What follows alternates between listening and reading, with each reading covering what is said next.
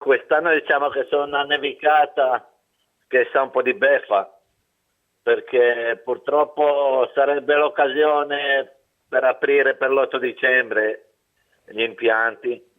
Invece come decreto al momento siamo chiusi. La neve torna ad imbiancare l'entroterra ligure e la Val d'Aveto. A Santo Stefano nella notte sono caduti oltre 10 cm in centro e fino a 30 salendo verso Rocca d'Aveto. Anche in mattinata poi i fiocchi non si sono fermati. Nessun problema per la circolazione stradale con gli sgombraneve che si sono già attivati dalle prime ore del giorno. Un evento che in tempi normali sarebbe di ottimo auspicio per la stagione turistica invernale.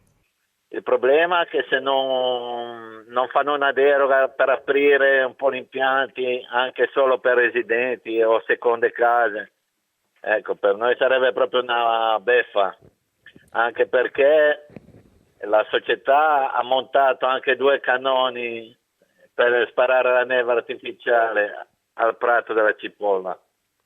Quindi avrebbe bisogno anche di rientrare delle spese. Località che vivono sul turismo come Santo Stefano sono penalizzate anche dallo stop agli spostamenti tra le regioni, con tante seconde case che rimangono vuote.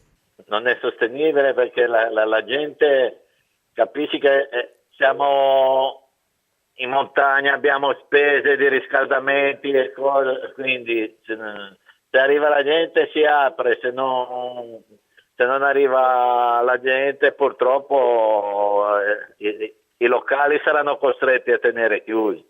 Il comune sta cercando di promuovere il commercio all'interno del borgo e attirare visitatori dalla costa e dai centri abitati vicini, per quanto possibile con le restrizioni vigenti.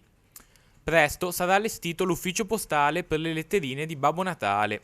In arrivo poi nuove luci per il castello e un concorso che premierà le vetrine con le migliori luminarie.